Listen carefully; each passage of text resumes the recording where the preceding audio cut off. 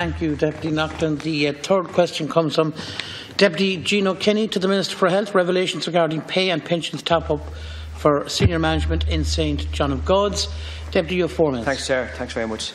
And I'm glad to bring this up, Chair. And I think as people seen over the weekend and the last week or so, they've seen the kind of revelations from St John of God's of 14 executives getting paid €1.64 million.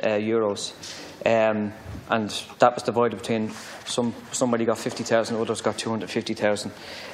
Pretty astonishing. I worked for John of God's for 2.5 years, and I have to say the best people I've ever worked in my life worked in John of God's. The most dedicated, fantastic people. The staff were absolutely fantastic, and the family members incredible as well. You know, because obviously the service users and so forth. And I think that kind of gave me good stead and so forth. What kind of shocked me, there's something rotten about this. There's something seriously rotten about this. And even, like, if you look at the chief executive of St John of God's gets €182,000 per year. Now, that's 6 times more than the average worker in John of God's. And then it gets slightly worse, because when you delve into these things, you kind of get shocked when you find out. Under Section 38 of the Charity, it says the John of God's got 130 million last year. And then it signed a service level agreement which states it shall not pay or subsidise salaries, expenses or prerequisites which exceed those normally paid within the public sector. So I just find it kind of something rotten to the core that a CEO of a voluntary body such as John of God's gets this extraordinary amount of money, you know. And I think it says that nobody should get more than 110,000. So what I want to find out is, why is the taxpayer money going to this service while you have executives getting this kind of extraordinary amount of money? Because it's taxpayers' money that absolutely subsidise the health service and so forth, and particularly voluntary bodies. So what I want to find out, like, what are we going to do about this, you know, as a government? Because something needs to be done. This is not just confined to John of God's. This is joined to the CRC and rehab last year. And I mean, as a person that has worked in the service, I think a lot of people will be enraged what's happened, because of all cutbacks, particularly in John of God's, in St Raphael's and Selbridge. It has to close down. It's outrageous, absolutely outrageous that this is allowed to happen. So, Minister, hopefully you can respond to that. Thanks. Thank you, Deputy Kenny, for putting your case. Minister McGrath. First of all, I want to thank Deputy Kenny, and again, I want to congratulate him as a new member of the Dáil. It's great to see different voices and new voices raising important issues particularly in relation to service for people with disabilities. I also think it's important that we know of actually what's gone on so far, so we can deal with the particular issues.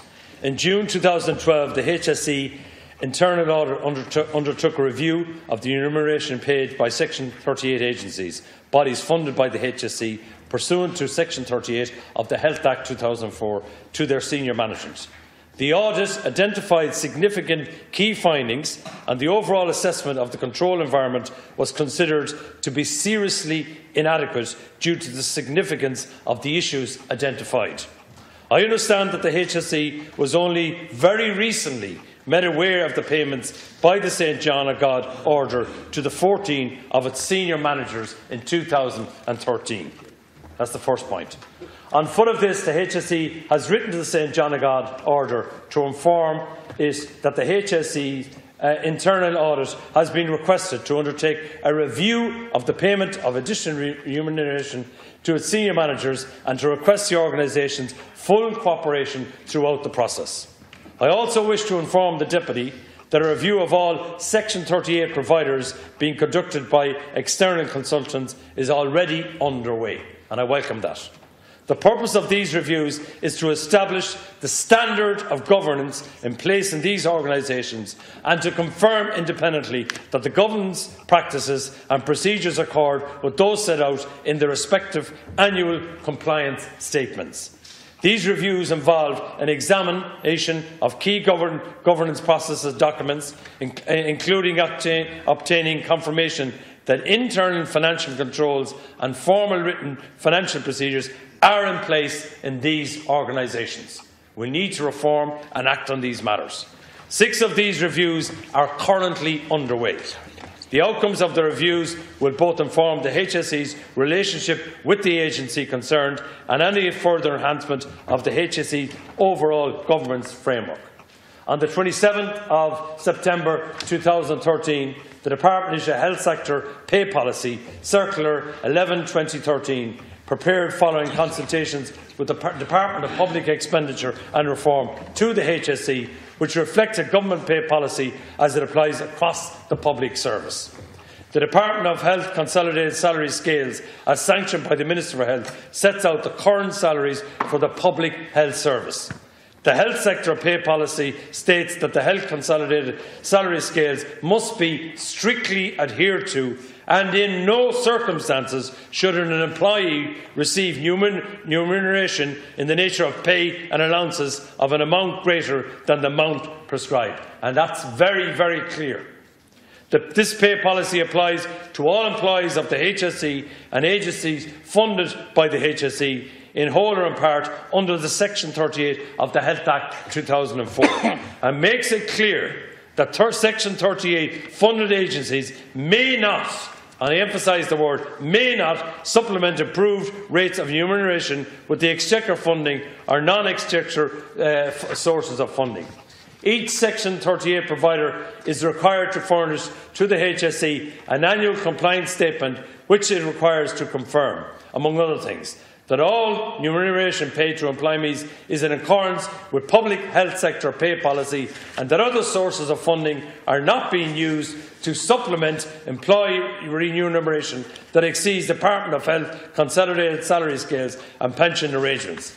Financial penalties may be imposed by the HSE for non-compliance. I think that's important to know following this review.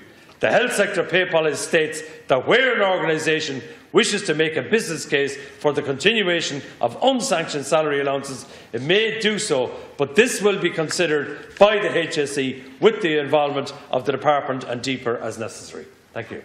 Thank you very much, Minister, for that. Deputy Kenny, you have 2 minutes for a supplementary statement. I mean, it's quite comprehensive. I think I just want to touch on a point which I was just thinking there, which is probably depressing, really, in some ways. Like, 1.64 million euros. Like, where did they get it from? So obviously, if they didn't get it from the HSE, they got it through, like, I don't know, fundraising through service users' families, which you see in many services. So all that money that went to, which is very, very hardly earned these days, through family members doing walks and cake sales and all that, went to pay somebody's salary of 180,000. I think that man should resign, I have to say. I think all the executives that get the bonus should resign. They have no shame, absolutely no shame. These are, I'll be very careful how I use my language, but they have no shame, because nobody can justify that amount of money, particularly a body like St John the Gods. And as I said before, I worked in St John the Gods for many years, a great organisation, amazing staff there, provide an amazing service for everybody and so forth. But, I mean, it's quite unbelievable what's happening and so forth. But hopefully, Minister, that this loophole can be kind of chased down. But I think a bigger question has to be asked again is, like, executives getting 110,000 and 90,000 or 100,000, like, I don't think that really sits with people, you know. I don't think anybody's worth that, I'll be honest with you. There's ordinary workers that are working in hospitals and services like that, work really, really hard, very, very difficult job, and they get a fraction of that. So there's something very, very wrong in this industry, you know. There's something very, very wrong. So hopefully that can be addressed over the next period. Thanks. Thank you, Deputy Minister. A couple of points there. I just want to agree with Deputy Kenny in relation to some of the points he raised. But I also think we have to change the mindset of services for people with disabilities, and we've got to start talking about it. And part of my vision as the new minister is to deal with the whole idea of rights and equality for people with disabilities, because we want to get away from this charity idea. These are our family members, these are our children, these are our neighbours, these are our friends. And their families. Over 600,000 people in this state have somebody with an intellectual or physical disability or have a disability themselves. And most of those pay their taxes every day. A lot of them are working, and not enough of them, by the way, are not working. That's another debate for another day, which I'll talk about. But in relation, they're contributing to the exchequer, so they are entitled to a service. So I think we need to get away from the charity model. But also what really annoys me when Deputy Kenny is raising these issues, when you see what's actually going on the ground in relation to, you talk about the 1.64 million. What a massive amount of work that 1.64 million could do for services. But the other issue is, which is very, very something that I'm concerned about. This year, in the estimates, St John of God Services is going to get 132.4 million from the taxpayer, from the exchequer.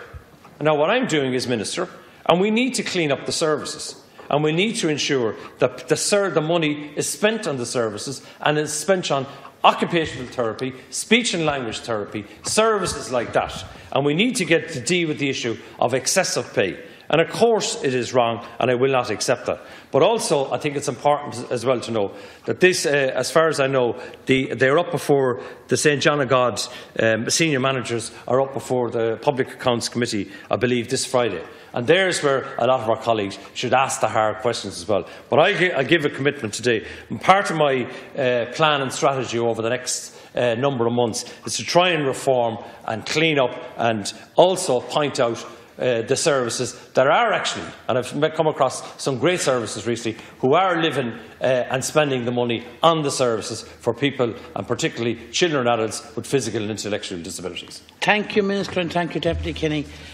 for your contribution on that topical issue. Now, the final topical issue here is in the name of Deputy